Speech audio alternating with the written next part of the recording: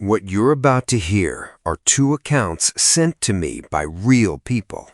I didn't find these stories. These stories found me. And after tonight, I think you'll understand why they couldn't stay buried. Picture this. You move into a new apartment. Nothing fancy, just a place to sleep, a place to start over. The landlord shows you around, points out your room, and on the way back down the hall, you notice something. The room right next to yours has a padlock on the outside of the door. You ask about it. The landlord barely looks at it. "That one's closed," he says. "Has been for years." You don't push it. You sign the lease. You go to sleep. And at exactly 3 a.m., you wake up. Because something is pacing in that locked room. Slow, steady footsteps moving back and forth across the floor, like something that has been doing this every single night for years, like something that has been waiting.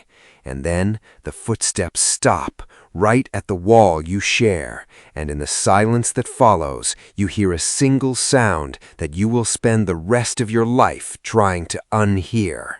Someone, something, places a hand against the other side of that wall. Now, picture something else. You're driving alone, late at night, middle of nowhere, phone dead, tank almost empty. You pull into the only motel for miles. You get a room. You lock the deadbolt. You lock the chain. You go to sleep, thinking the hardest part of your night is behind you. At 3 a.m., someone knocks on your door. 3 knocks, slow, patient, like whatever's on the other side already knows you're awake. You don't open it. You stay in bed. You make the right call. But in the morning, when you go back to grab your bag, the door is wide open, both locks undone from the inside. And on the carpet, right at the foot of the bed where you were sleeping, there are 2 impressions pressed into the fabric, the shape of feet, facing the bed. And your phone, which you left screen up on the nightstand, has been turned face down, because whatever stood at the foot of your bed while you slept knew exactly what a camera was, and it did not want to be seen. 2 people, 2 different states, 2 nights they will never fully recover from. And the one thing they both said to me, the one detail that keeps them up at night more than anything else, is not what they heard, not what they saw, it's what they almost did. One almost opened the door at 3 a.m., the other almost didn't lock it. Almost. I'm Adrian Vale. And before we get into tonight's stories, I want to say something directly to you. If something has happened to you, something you can't explain, something you've kept to yourself because you knew no one would believe you, my email is in the description below. I read every single one, because both of the people you're about to hear about wrote to me the same way, quietly, in the middle of the night, like they'd been holding on to something too heavy to carry alone. These are their stories. Stay with me. Story 1. The Tenant of Room 3.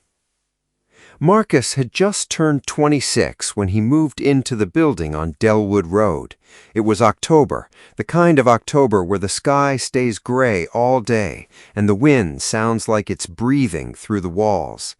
He'd taken a new job at a logistics company 30 miles outside Columbus, and the place on Delwood was the only rental he could afford on short notice, a 3-story building that looked like it had been slowly giving up on itself since the 90s. Peeling paint, gutters half detached, a single yellow bulb over the front entrance that flickered every time the wind picked up.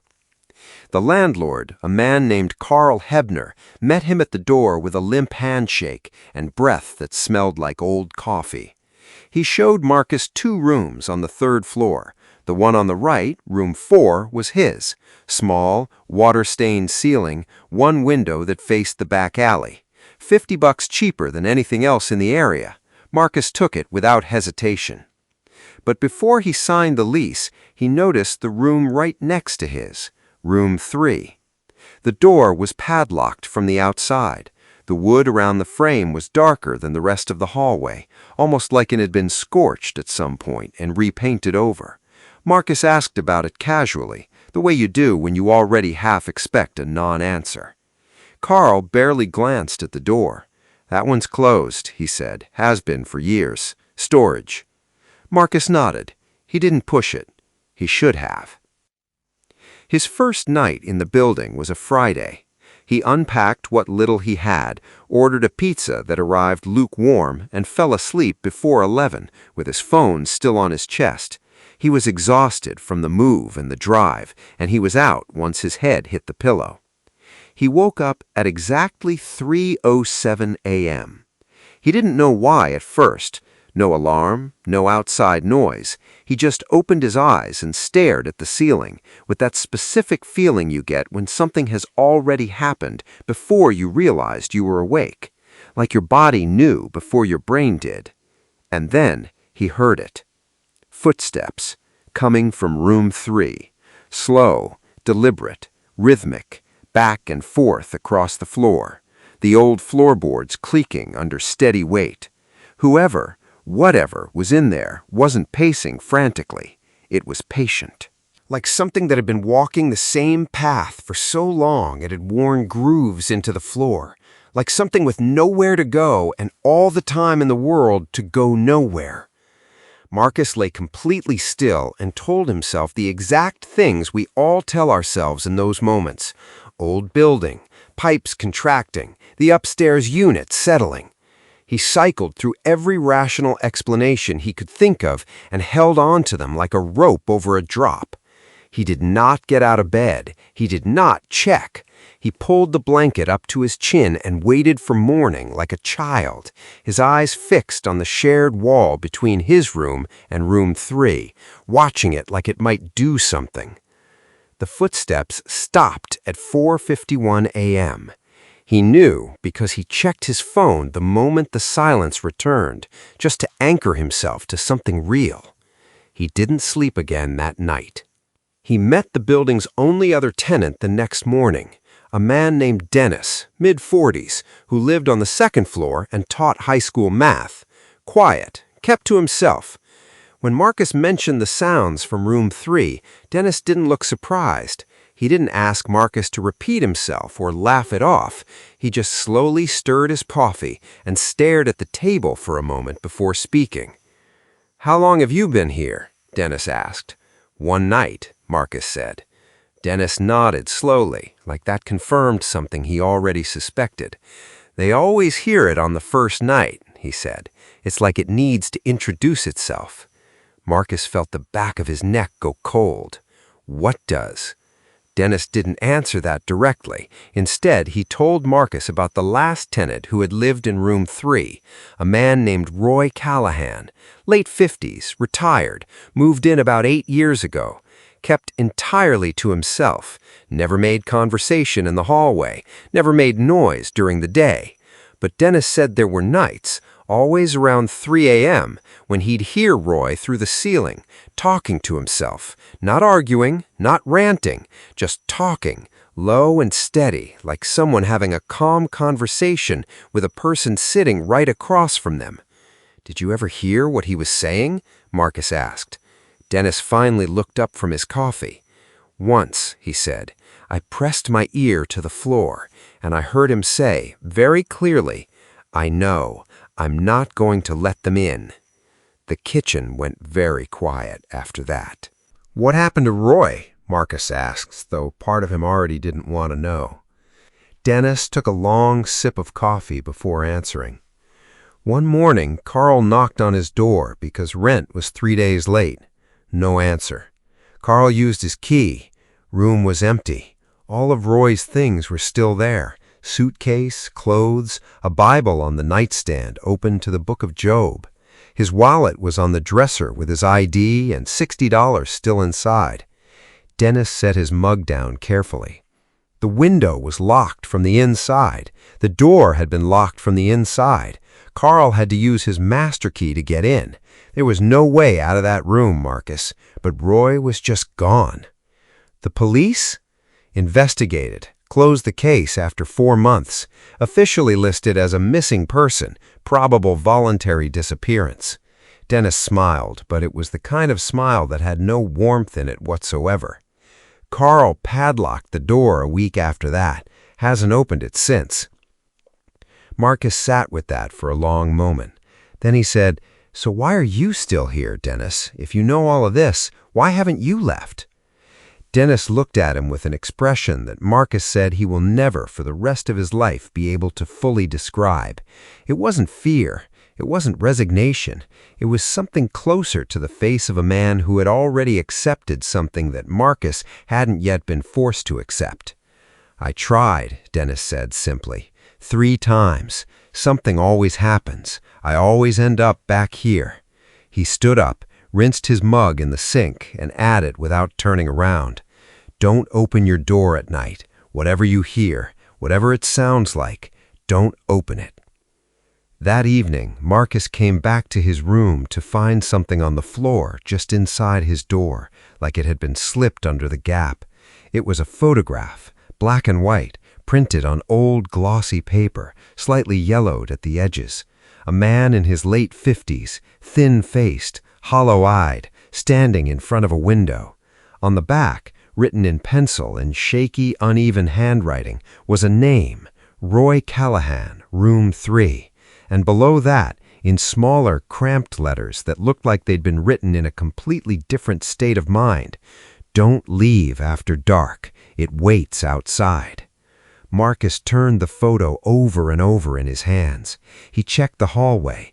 Empty.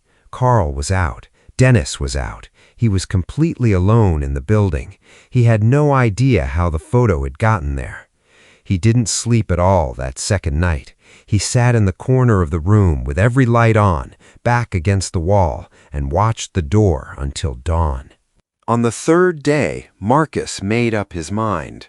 He was leaving. Whatever was in this building, whatever had happened to Roy Callahan, it had nothing to do with him.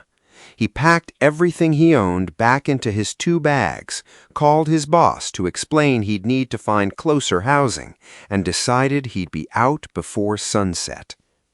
He had his bags by the door at 6 p.m. and went downstairs to tell Carl he was breaking the lease. Carl listened without expression, didn't argue, didn't ask why, just nodded slowly like he'd had this exact conversation before, many times. Marcus went back upstairs to get his bags. He was halfway down the 3rd-floor hallway when the power went out. The entire building went completely dark. No exterior light, no emergency light, nothing. Marcus pulled out his phone and switched on the flashlight, heart already hammering. He moved quickly toward room 4, grabbed both his bags off the floor, and turned to leave. That was when he saw it. The padlock on room 3 was hanging open. The door was ajar by maybe 4 inches, and the darkness inside was different from the hallway's darkness, thicker somehow, like it had weight to it. There was a smell drifting out from the gap, something damp and organic, like soil and rot, and something else underneath that he said he couldn't name, but that made every instinct in his body fire at once. Marcus gripped his bags and looked away. He focused on the staircase at the end of the hall and started walking toward it, fast, not running, because some part of him felt that running would be the wrong thing to do, like motion might trigger something. He got within 10 feet of the stairs. And then, from inside room 3, barely above a whisper, but perfectly, surgically clear, "Don't look behind you." A man's voice, cracked and dry, like someone who hadn't spoken in a long time. Marcus stopped breathing. "Just keep walking," the voice said, from inside the room that had been locked for 7 years, the room with no living tenant. "Don't stop, don't turn around, whatever you do." There was a pause, just 1 second. But in that second, Marcus heard something else, a sound coming from the staircase directly ahead of him, right where he was about to go. A sound like slow, deliberate breathing, something standing at the top of the stairs, in the dark, completely still. Waiting. "Don't go that way," Roy Callahan's voice finished. Marcus doesn't remember clearly what happened in the next few minutes. He says his memory of it is fragmented, like a dream you can only half recall when you wake up. He remembers moving. He remembers going back toward his room instead of the stairs, locking the door, pressing himself against the far wall. He remembers the sound on the staircase, that breathing, slowly, slowly moving away. He remembers the way the quality of the silence changed when it was gone, the way the air in the hallway seemed to thin out, like something large had been taking up space and then wasn't anymore. He made it out at sunrise, walked to a gas station 2 miles down the road and called a cab. He never went back. He didn't even contact Carl about his deposit. He wrote to me 6 months later. He said the thing that still keeps him up at night, more than the footsteps, more than the photograph, more than the voice, is one thought he can't shake. Roy Callahan was still in that room. Whatever took Roy had kept him there, and Roy had been trying to warn people for 7 years, one night at a time, through the walls, through photographs slipped under doors, through a whisper in the dark. Roy had been trying to get someone out. Marcus said he looked up the property records on Delwood Road last year. The building was officially vacant for 2 years. Carl Hebner had moved out with no forwarding address. The utilities had been disconnected. By every record that existed, the building was empty. But the last thing he did before closing the browser tab was pull up a satellite view of the building on Google Maps. The image had been taken at night. You could see the building clearly, all 3 floors, all the dark windows, except one. 3rd floor, left side. Room 3 had a light on. I want you to hold on to that for a second. The idea that something can trap a person, not just physically, but in a place, in a moment, in a specific patch of darkness between walls. Because the next story is different in almost every way. Different state, different person, a roadside motel instead of an apartment building. But the core of it, the thing that makes it sit wrong when you hear it, is exactly the same. Something was waiting, and it almost got what it came for. This account came in 3 weeks after Marcus wrote to me. Her name for tonight is Sarah. Story 2. The Door at Dead Hours. She had been driving for 6 hours straight when she finally pulled off the highway. It was February, somewhere in rural Tennessee, and the kind of darkness that exists only in places where civilization has given up trying. No streetlights, no gas stations with their fluorescent halos, just a 2-lane road disappearing into tree line on both sides, and her headlights cutting a pale tunnel through the black. Her phone had died somewhere around the Kentucky border, the GPS frozen on a stretch of road she was fairly certain she'd already passed twice. The heater in her Civic had been making a grinding noise for the last 40 miles, and the fuel gauge needle was leaning hard against the E. The motel appeared the way things appear when you've been desperate long enough, suddenly, completely, like it had always been there and you'd simply been unable to see it until now. A single-story building set back from the road, maybe 12 units in a long, flat row.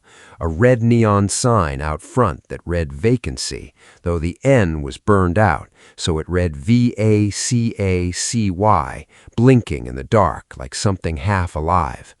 The parking lot held 2 other cars. Sarah pulled in. The man behind the front desk was older, thin, with the kind of face that looked like it had been weathered rather than aged. He gave her a room without asking many questions, which she was grateful for. Room 7, end of the row, he said, quietest one. He handed her a physical key on a plastic fob, the old kind, not a card, and told her checkout was at 11. She asked if there was a vending machine. He pointed down the hall without looking up from whatever he was reading. She took the key, got her overnight bag from the car, and walked down the row of numbered doors until she reached 7. She let herself in, dropped the bag on the chair, and was asleep within 20 minutes. She woke up at 3 a.m. because someone knocked on her door. Not frantically, not urgently. 3 slow, even knocks, the kind of knock you give when you're confident whoever is inside will answer. Sarah lay still for a moment and waited, assuming she'd dreamed it. Then it came again. 3 knocks, the same cadence, the same patient certainty. She sat up. The room was cold in the way motel rooms get cold when the heating unit cycles off in the middle of the night, and the only light was the thin orange line underneath the door from the exterior walkway. She stared at that line and watched for the shadow of feet. There were none. She told herself it was the room next door, sound carrying through thin walls, someone knocking on the wrong door in the dark. She lay back down and pulled the blanket up and closed her eyes. She was almost under again when she heard something that snapped her completely awake. Not another knock, but something worse. The handle of the door moved. Slowly. Someone on the other side was pressing down on the handle, testing it, the way you do when you're not sure if a door is locked. Sarah had thrown the deadbolt and the chain when she came in, and both held, but she watched the handle depress and hold, and then slowly rise back to its resting position, and the silence that followed was the loudest thing she had ever heard in her life. She did not move. She did not breathe. She lay completely flat with her eyes fixed on the door and counted the seconds and told herself it was a drunk guest, wrong room, happens all the time at motels like this. After 5 minutes of nothing, she very slowly reached over to the nightstand and picked up her dead phone out of habit, squeezing it in her hand like something that could protect her. Then she heard footsteps moving away from her door, down the walkway, unhurried and even. She counted them until she couldn't hear them anymore. She did not sleep again. At 7 in the morning, she went to the front desk. The same man was there, which she found strange. Had he been there all night?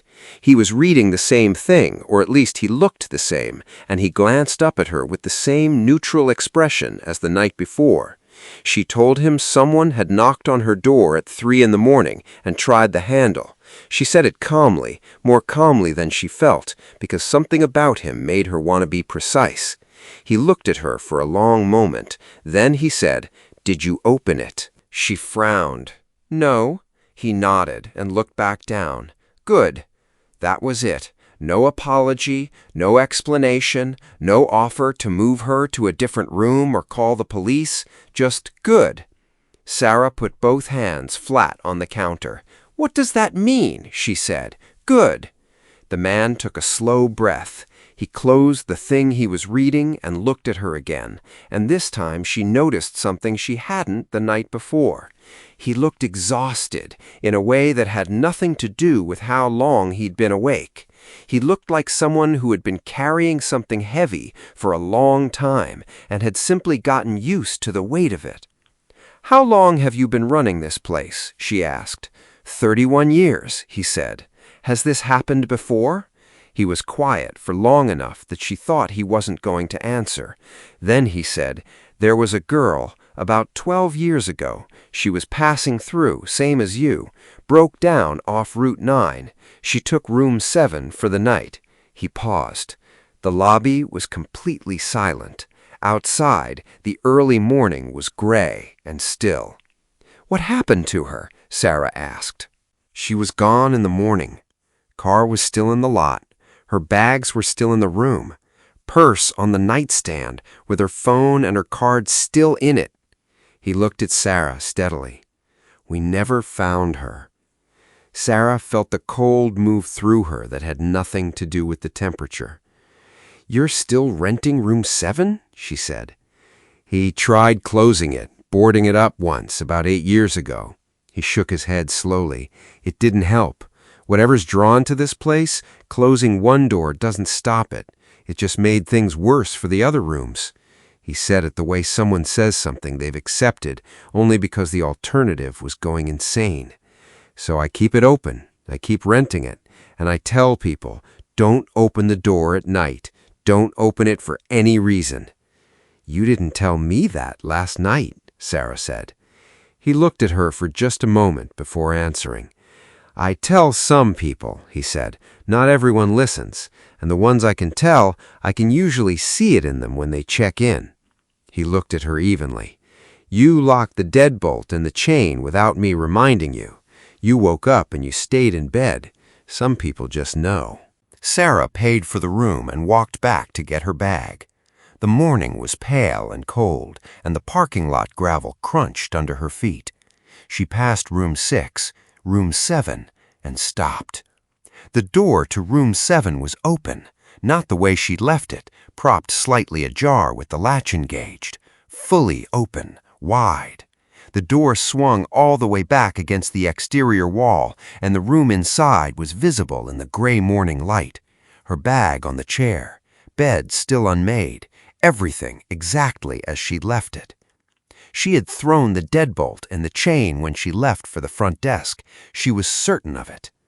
She stood in the doorway for just a moment, bag over her shoulder, not going in. The room looked completely normal. The heating unit hummed. A curtain moved slightly in the draft from the open door. But on the floor, just inside the threshold, right where someone standing in the doorway would step if they came in, there were 2 faint impressions in the carpet, side by side, the shape of feet, facing inward toward the bed. Whatever had knocked on her door at 3 a.m. had been inside the room at some point. It had stood at the foot of her bed, and it had stood there while she was sleeping. Sarah drove away without looking in the rear-view mirror.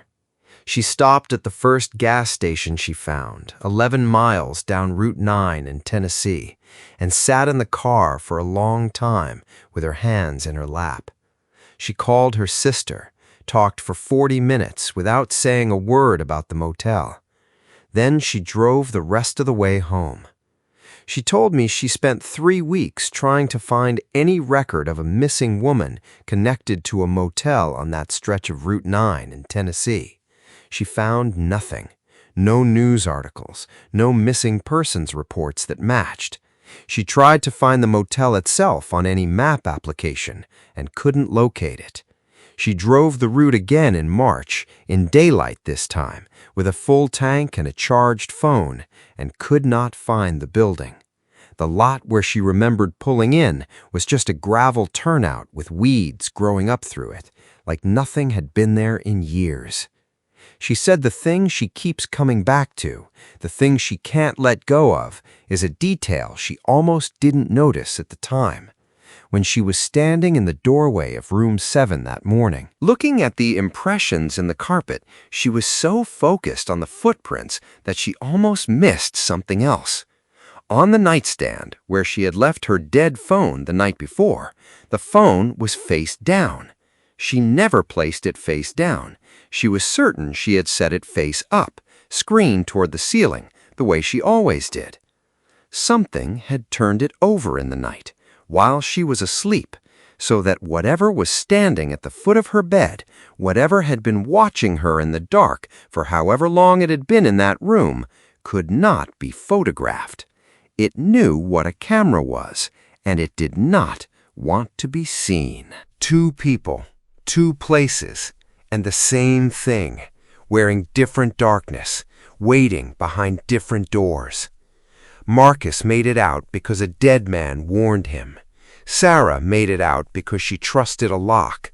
Neither of them knows why they were the ones who got to leave, and that's the part that doesn't go away. Not the fear, not the memory, but the question, why them? Why that night? And the one that follows them both, the one they each put in their emails to me without knowing the other had written the same thing. What happened to the ones who came before? I'm Adrian Vale. If something has happened to you, send it to me. I'll be here. I'm always here. Sleep well, if you can.